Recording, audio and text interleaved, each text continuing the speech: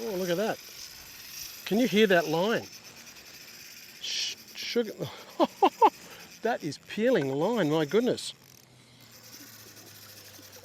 I'm fishing the sand flats with unweighted baits. Hi, my name's Roger Osborne. Today I'm down by the lake and I'm going to be fishing the shallows with no sinker at all. It's an amazing and very productive way to fish. And while I'm doing it, I'll be just discussing my tactics and sharing everything with you and the equipment that I'm using. Stick around to the end for a free PDF download which will outline some vital keys from today's session. If you're enjoying my videos, I really appreciate the support, so make sure that you like, subscribe, hit the notification bell. Let's get out there.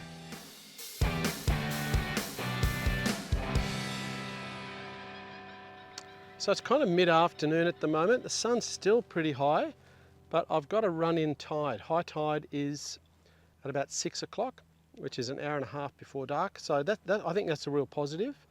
And I'm going to be fishing in the shallow areas anywhere between 1 foot deep to 3 or 4 feet deep. And because I've got no sinker, my baits are just going to waft along with that tidal current. I'm pretty excited about it because I know it's a wonderful way to fish, especially using light line. There's all sorts of fish out there. So I'm going to go for a bit of a wander. I've probably got to walk at least 100 metres to get out into the zone.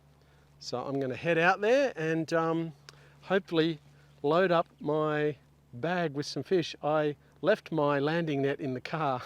So anyways, other than if I get a big flathead, I'm not quite sure. Anyway, I have to work out how I'd land certain things, but I'm sure small fish will be all right. Sheesh. It's a lot of fish. Where I'm standing here, I'm not all the way out yet. I'm not even knee deep, but I'm thinking that it's going to be good to get out where there's some current movement of the tide over the sand flat. There's very little movement where I'm standing just here, but as I get more out into the middle, I'm going to get more of the tidal flow, which I think will be beneficial. So that's part of what I'm thinking right now. I mean, I could fish the edge just here, but I want to get out to where there's a bit more tidal flow. I just feel that that'd be better. Now I've got 2 rods with me today. Both of them have no sinker at all. They've just got a hook on them. The first one has a 2.0 suicide hook, and I'm going to use a cube of pilchard as the bait. Now, we call pilchards pillies for short, but pilly cubes, which is just a little chunk of pilchard. Fish love pilchards, especially bream. Flathead love pilchards. So all I'm going to do is pin on a cube of pilchard. So you can see my hook there. I'm just going to put it through the middle of the pilchard, like that. That's it. Just put it through once and let it hang on like that. Now, this rod's got 8-pound monofilament line on it. And with that little cube of pilchard, I should be able to toss. That's one of the advantages of that little pilchard is you can flick it a little bit of distance. Now, where I'm standing here is just over my knees in depth, and I can see where the water goes off the sandbar. It's probably a good 25 metres from where I'm standing. So I'm going to flick over towards the edge, but I'll probably have a toss to my right as well, which is up in the area where I'm standing. So I'll have a cast and fish where it's only knee deep as well. So my plan is to have a fish here.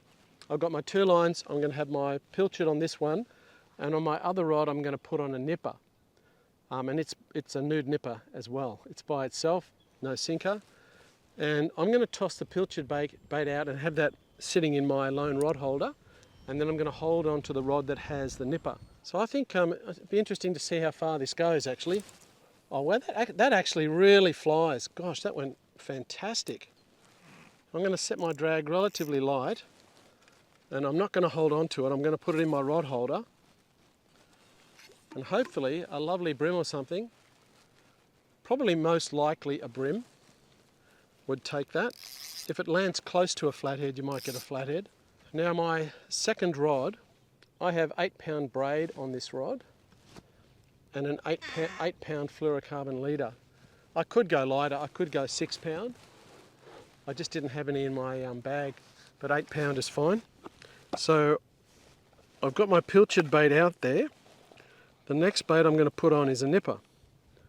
And I'm going to try and leave the nipper on the nipper when I put it on, because it stands out in the water and it's a good attractor, but I've got to try and do that without actually getting nipped by the nipper. So I've got my bait holder hook here. I just have to risk him biting me, and I'm going to thread it into his rear end like that. It'll be a quick experience for the nipper. Actually, I managed to avoid his nipper. And then I'm going to put a little half hitch around the top of this hook. And when I toss that out in the water, it's just going to be this thing floating around all by itself, which is really just a natural, beautiful natural presentation of the bait.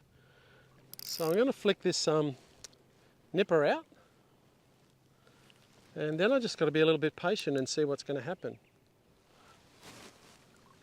Okay, well, obviously got about half the distance as of that pilchard cube. So I think that I need to stand here quietly. Just let everything settle down, not make too much noise or rumble around in the water, because I can't cast them all that far. I think I've got a fish. Oh, look at that. Can you hear that line? Sugar. That is peeling line, my goodness. What the heck have I got here? I might tighten my drag a little bit. I know I had a problem last time I did that, or maybe not. Sugar. This is on that little piece of cube, pilchard cube. But it's taken a big run. Wow. And it's tracking right. It pulled a fair bit of line out then. Now, if this is a big flathead, I've only got light line and I don't have a heavy trace or anything like that. I'm watching it swim to my right. I've been here for about 10 minutes and I hadn't had a bite, and I'm thinking, oh, I might move. I'm going to take this really slow because it's not a small fish. And I want to at least see what it is. Be great to get it up here in the shallows. Wow, it's actually, I had my line out there and now it's over here. One thing I do hope it is not, and that is a stingray.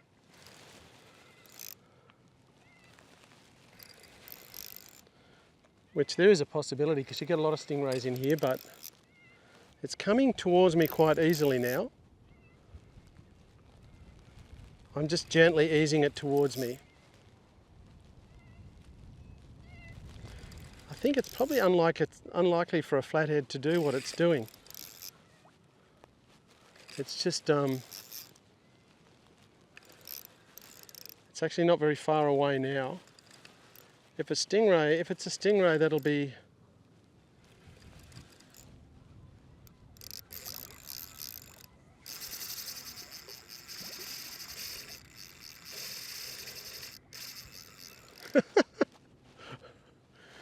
Oh gosh, a little bit of power there.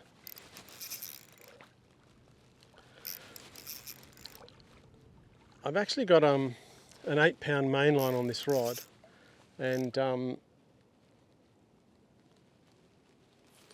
I do have a fluorocarbon leader that I just tied onto the mono. I don't think it likes me.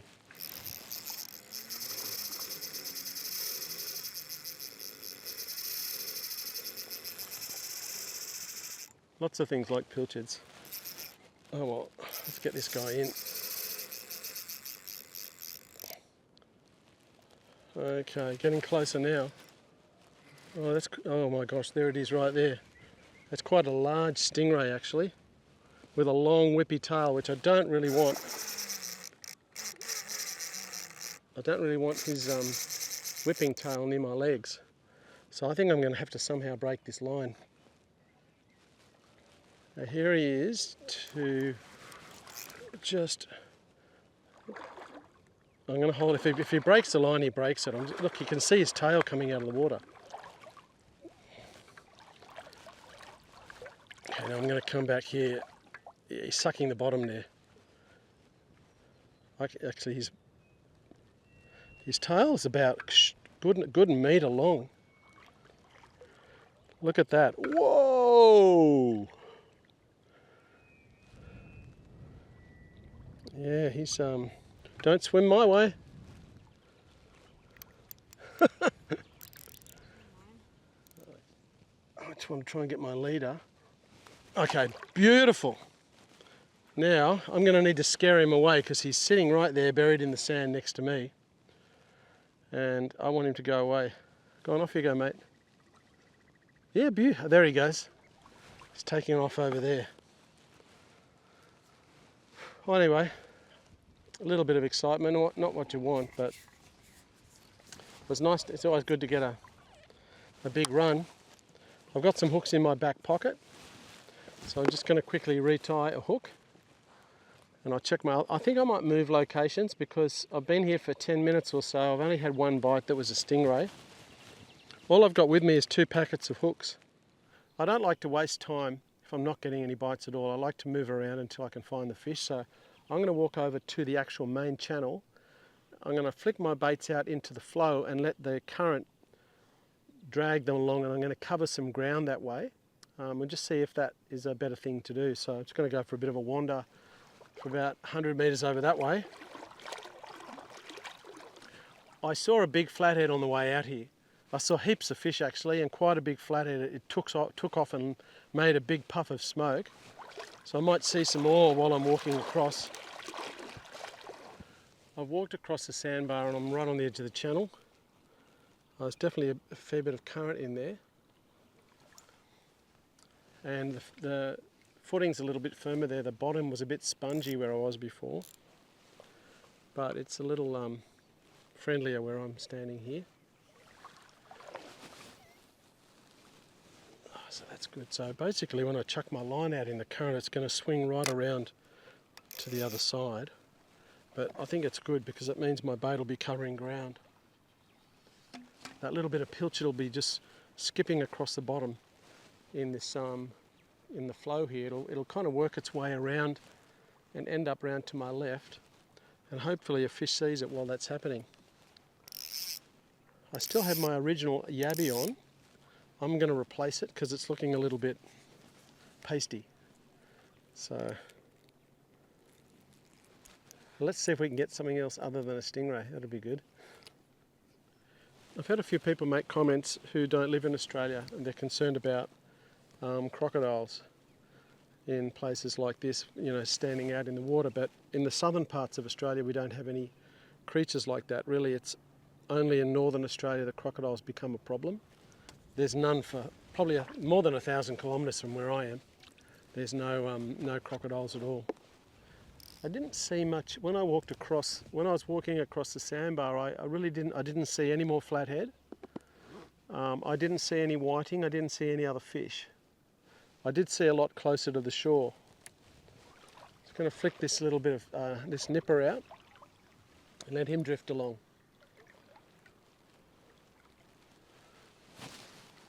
I had to give it a little bit of effort then, just to get it out there, because there's very little weight in it. I'm getting a bite. Whoa, that was a hectic bite. It pulled it really hard. I actually saw the slack line, my slack line just going, whoa, but I missed it. Okay, so that was that nipper that got nailed. Virtually none left. Well, okay, well that was a good bite then. Put another nipper on. Just got to give this a bit of a flick without flicking the bait off the hook. Okay, well that's not too bad. It's such a light, delicate bait.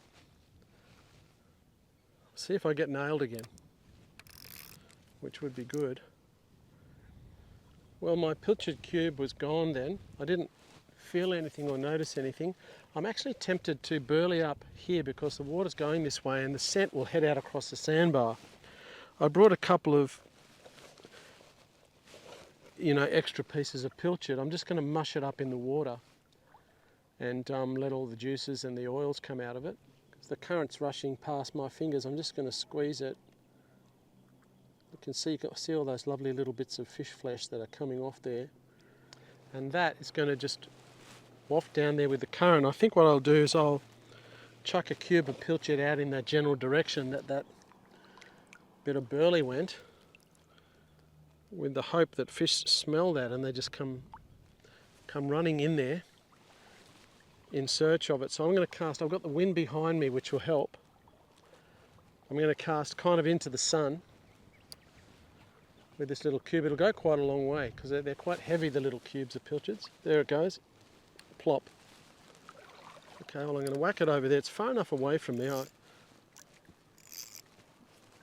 I think any fish wouldn't be scared of me being where I am. Now I'm going to wind my other line in that has the nipper on it. I think I can still feel bait on the end. So it didn't get touched that time. But I'm going to toss it back out in the current. Actually my bait's still perfect, so I'm going to just flick it back out here into the current and let that drift around again.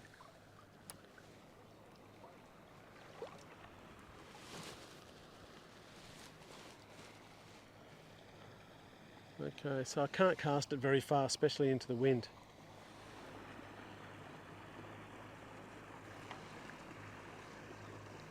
That guy who just drove past me in his boat, he really did the right thing.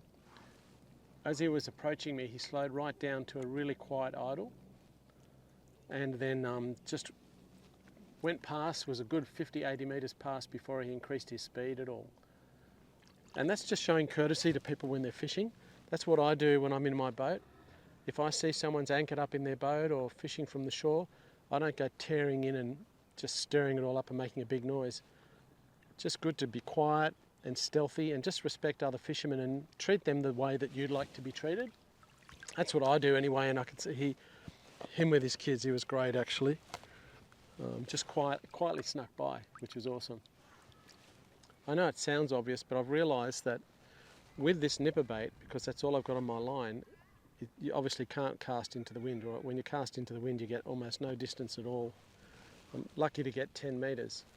So if you're going to fish with no sinker and unweighted baits, you really need to position yourself so that the best case is to have the wind behind you, because it's just difficult to get distance. And when you're out on these shallow areas, you kind of want to get your bait away from you, because you can disturb the fish by walking around, but the further that you can cast, the better, to get your bait a long way from where you're standing.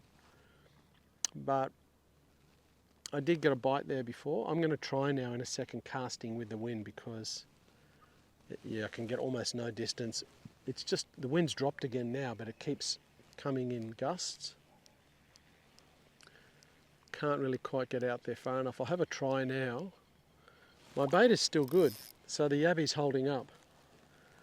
But it's got to kind of do a little bit of an angle and in between the wind.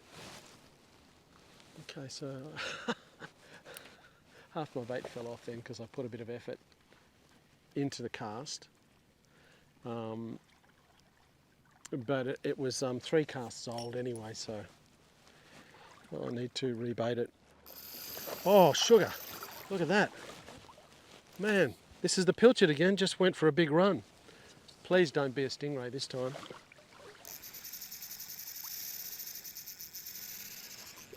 It's doing a similar thing to the last stingray.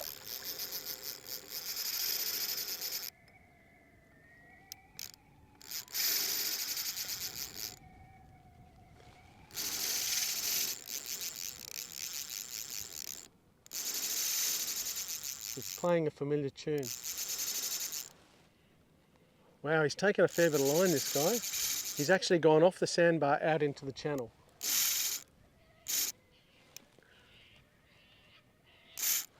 Do I put pressure on it? That's the question.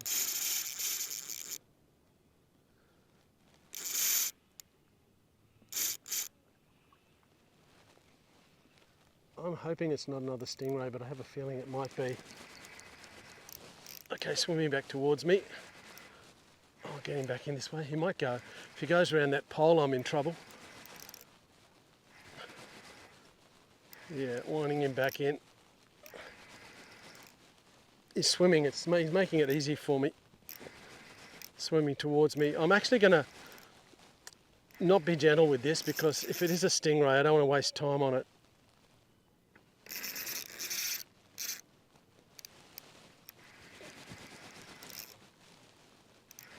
And if it happens to be another stingray, well then I'll have to deal with it the same way as the other one, because I'm not getting close to them out here where I'm standing in the water. I saw it disturbing the surface of the water over there before when it took off, but that's because it's shallow. Alright, I've got him all the way back. Oh, here we go. Yep, looks like a big round disc to me. Yep, here he comes. I'm going to let him break it off if he wants to.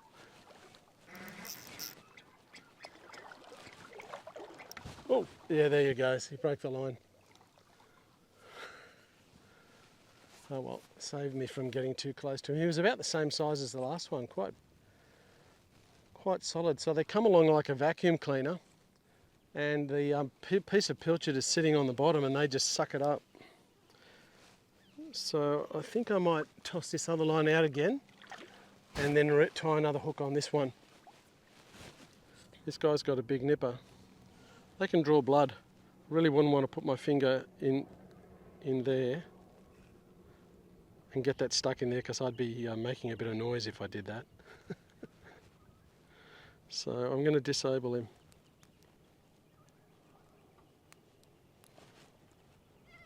Oh, he dropped his nipper anyway. I was trying to keep the nipper on there so that it gets a bit of a fish attractor.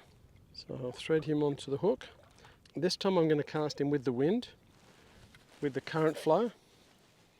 Really what I'm hoping for is for some whiting to be feeding up in the shallows. And you can catch fish. It's a pretty consistent way to catch fish like this. You don't get them every time, but it's certainly a great way to fish. Okay, so I'm going to cast a down current and downwind. Try and get as far away from me as I can.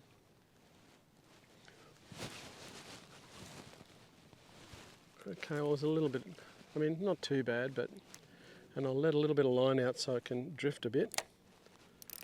Put it in the rod holder and tie another hook on this one. So I've put another hook on and just got a little chunk of pilchard. I'm going to whack it out down the current a bit, and then I'll check my nipper bait. It's a good bait to use unweighted because you can cast it. Just been for a little wander. It's pretty quiet out here other than those two big stingrays. So stingrays, they were probably, you know, at least half a metre across, maybe a bit more. And something's taken my weightless nipper, but it's not very big. I'll just see what it is. Ah, yeah, look at that. Little bream. So far it's two big stingrays and just a little baby. Actually, it's a tarwine. Terry the tarwine. I'll give him a nice little gentle release into the depths. He'll take off at 100 miles an hour. Oops. Well, he's not a keeper. Okay, so the question is now what to do, because got some nice baits out here. Lovely time of the afternoon. Ideally it would be good if I was standing on the other side of the lake, because the wind's blowing this way, especially with no sinker. If I was standing on the other side, I've got the tidal flow, I could get a much better cast. I'll still try a couple more casts here, and then I think I'll move over to another spot. Oh, got one. I thought I felt a bite then. Oh, he got off. Well, I've given it a fair go. I've probably been out here for about an hour. Beautiful afternoon. I've got some good baits. Just caught a couple of big stingrays. So I'm going to continue prospecting. I think I might walk over to the shore off the sandbar and fish the edge of the drop-off over there. There's a little fish over there.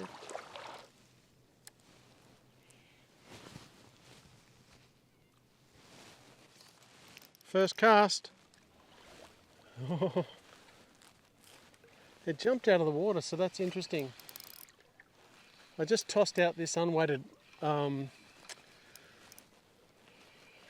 nipper. So what have I got? Maybe it's a really big mullet or something, because it leapt out of the water. Oh!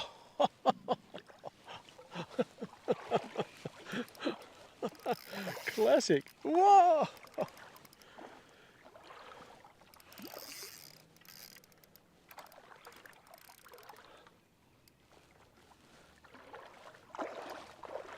I don't think these things are edible.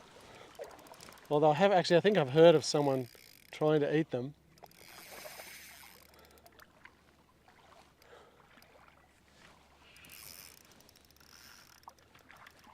So I thought when I hooked the fish and it leapt out of the water, I thought, that's interesting.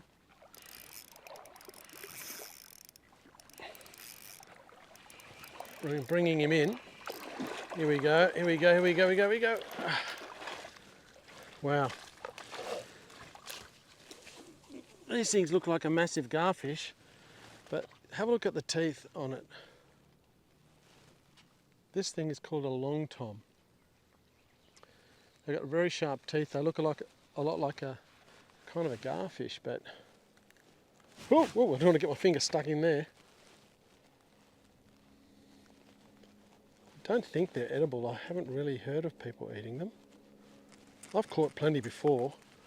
Often I've caught them when I've been fishing for flathead with live mullet because they like the live bait. I'm just being really careful with my fingers here. I don't really want him to slam his mouth shut. There you go. Alright, I'm going to let him go. Just put him in here and see if he's happy. Yeah, he's wiggling around. Look, very interesting looking fish. Okay, mate. There you go. There he goes. Looks a bit like an eel as well.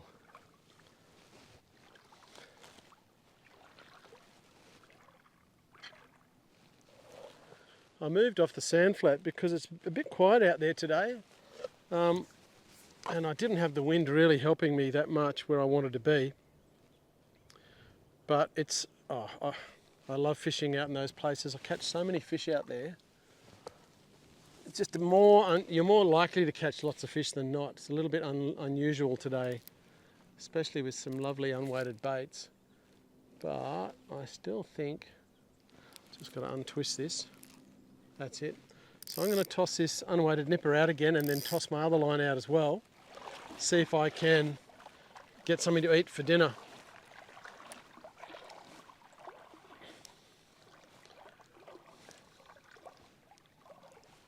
Going to flick him out. See if something else, strange creature, grabs it. Let's get that. Okay, well that flew with the wind, okay. Oops. Sure something's going to suck that nipper up. So all I'm doing is just casting straight off the shore. I'm not on the sandbar anymore. The water goes deep just here. So I'm able to get my unweighted baits out past where it drops off into the deep water. Now I've got a nipper on that one and a cube of pilchard on this one. I'll just chuck this one. I had a bite from a little fish. Oh yeah, it's probably something on there, maybe. I'll just chuck this out. Yeah, it's a fish on it. Alright, so this is on the cube of pilchard. What do we got here? I think it could be a flathead, that's what I think. We'll see. We'll see if this is a flathead or whatever it is.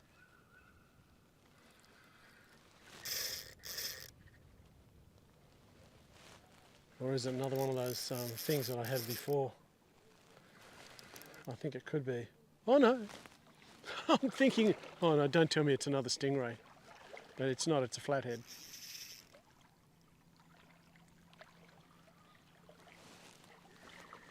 So it looks like I might get dinner after all.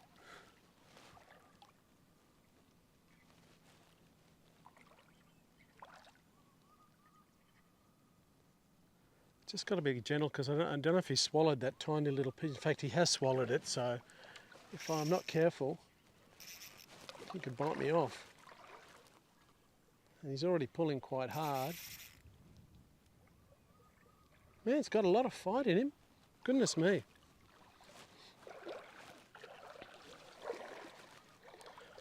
Yeah, this is only 10-pound line, so if he's sawing it from side to side with his those saw-like teeth, that can be a problem. We'll try and wash him up, get him up on the edge where I can grab him. Yeah, look at that, lovely. You can see he has swallowed the hook. He's taken that little cube of pilchard. My line's probably going to be pretty frayed actually. I'm going to try and just push him up the beach a bit. That's it. Wow. Well, he's a beautiful eating size fish.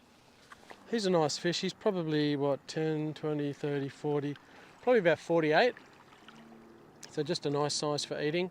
And I had that little tiny cube of pilchard on there with no sinker. And actually, if you have a look, I'll open his mouth. You can see that hook down there. And I know that my line here is, I can feel it, it's all frayed there. So this guy was caught on an unweighted piece of pilchard, but not out on the sand flat, just off the general shore of the lake where the water's a little bit deeper. So I think I better throw my line back out again, I might get another one. Now, in a video I did recently, I mentioned some epic fails that people do, we can all do, and that's when you've caught a fish or if your line's been frayed, is casting it back out again without actually cutting that bit of frayed line off and retying your hook. So that flathead that I just caught swallowed this hook and frayed my line, so I cut it off and I've retied the hook on, so if I hook another fish, I've got every chance of landing it because my line is not compromised. So it's always very important to take the time to do that. It only takes a minute or so to tie on a hook, and then you can have confidence that when you do hook something really big, things will work out. So I'm going to toss, that's what I got that flat on last time, just this little bit of pilchard. It's a fun way to fish. I love fishing minimally, like minimalist, with virtually no sinker. It's really enjoyable. And these pilchard cubes are pretty good because you can cast them a long way with no sinker at all. And they just present really naturally in the water. There's so many stingrays around here. They're just like pets. I've got one there. They're hanging around all the time. Right, well, I better chuck another nipper out on this line. The bait is gone. Something has knocked it off while I was dealing with that flathead. I just had a nibble. Oh, I'm on again. Okay, these pilchard cubes are working. It's another fish on the pilchard.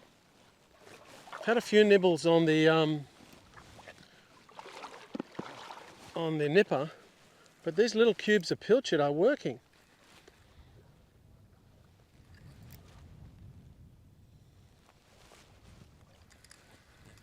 So what have I got this time? It feels okay. It's coming towards me. Okay, all right. He's not big enough to eat. It's actually what we call a baby snapper, or a small red brim. They do get snapper in this lake. It's 50 and 60 centimetres long. They're a beautiful fish, but he's just a little juvenile. Yeah. They are a beautiful fish, whether they're small or big. They're a really handsome fish, and they do love pilchards. Just be good if he was a bit bigger. So he's going to go for a little swim. Just see me. Oh, there he goes. Well, that's cool. I've had a bite every cast on these pilchard cubes. You know, you get about 4 baits out of 1 pilchard when you do it this way. Yeah, if you've got kids and you want to take them fishing, this is a great bait to use. Just a little chunk of pilchard, just popping it on a hook like that. You could do that in the harbour, Sydney Harbour, off the wharves and things. You'd probably catch some nice fish. Just fishing, actually, if I was going to a wharf or something in Sydney Harbour, great way to fish. No sinker, just a little cube of pilchard. You'd probably be surprised what you actually catch. So let's see what's going to happen now. There you go. I might hold on to it, because I could check my other line, but I think I'll just hold on to it. I'm getting a bite now already. What's going on? Yep, I'm on again. Wow. He's tracking sideways really quickly, this guy. But I think it's not that big. Yep, I've got him in close. What have we got? Oh, would you believe it? Oh no, it's a little tailor. These are good bait, these. Gosh, I put him out live, but he's not big enough. Look at that. Thankfully, he hooked him in the mouth. So I've had a few different species on the cubes of pilchard. I've had flathead, baby snapper, tailor, stingrays, tarwine. Off you go, mate. Alright, I'll whack another bit of pilchard out there. Man, it seems to be the going thing right now. Haven't had to wait long for bites at all.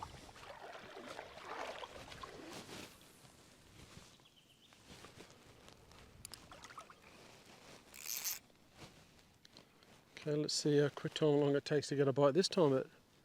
It's been super quick the last couple of times I've cast out. Oh, yep. Wow. Is this big enough? That's the question. Super quick. Oh, you know what that was? That was a bigger tailor, and it's swallowed that little cube of pilchard and bit my line off. So I do not have a hook on the end. That's the risk if there's bigger tailor out there. That first little tailor didn't swallow the hook. So I just need to whack a new one on and put a bit more pilchard on. But I'm impressed with how those pilchard cubes are going. Alright, I'm going to whack it out again.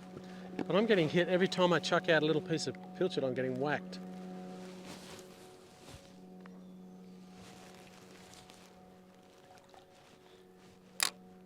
I might be burling up those tailor. Let's just see. Yeah, I'm getting... Oh! I wonder if I've lost my hook again. No, I haven't. Thankfully. But it got hit straight away. I need to go and grab a bit more pilchard. I've run out. Don't have any more left in my little bait bucket. So I'm just cutting up some little cubes of pilchard. Such a good bait. And you get several baits out of a pilchard. I'll cut this one up as well. And I'll chuck the head in the water for burley. There you go. I've got 6 baits out of 2 pilchards. So I've had a heap of bites in this particular spot with my unweighted pilchards. Whereas when I was out on the sand flats, it was pretty quiet other than the big stingrays. But so it wasn't that the bait, in that particular case, it wasn't the bait was an issue. It's just that there weren't any fish up on the flats at that particular moment. Whereas there seem to be a lot more fish out in the deeper water. Just chucking out a little bit of pilchard for burley. So I'm just fishing land-based, and it certainly pays to just prospect and move around. It's not hard if you're not getting any bites in one particular spot. You don't give up. You just readjust. So it's really, I haven't walked very far. I've just walked 100 metres or so. Tried a couple of different spots, but it's been very enjoyable, and I'm getting lots of bites now, and I've got one fish that I can eat.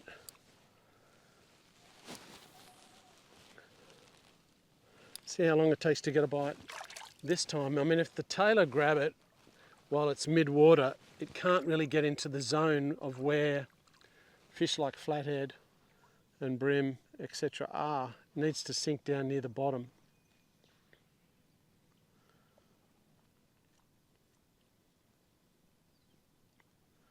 It's very enjoyable just to walk around the shore of a lake and prospect and fish. Certainly is interesting. I'm getting a bite now.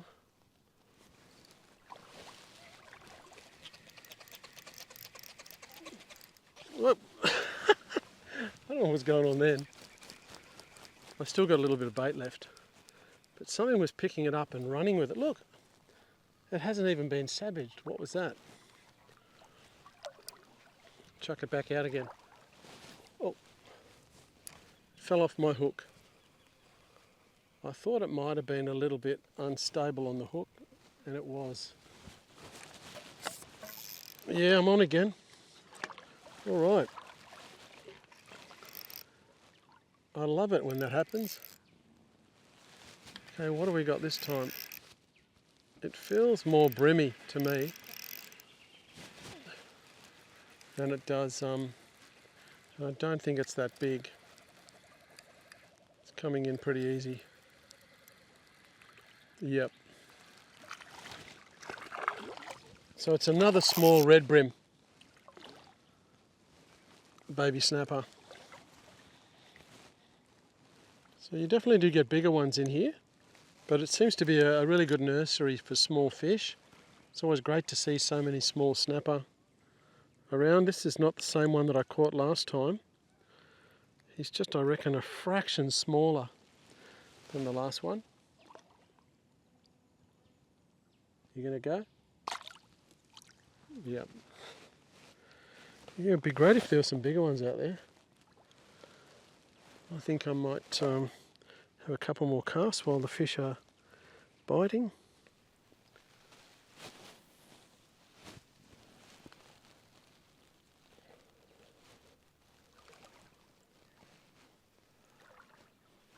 And it's surprising that those nippers have really hardly been touched today. They're such a great bait. They're such a consistent bait, but today nearly all the bites have been on the pilchard.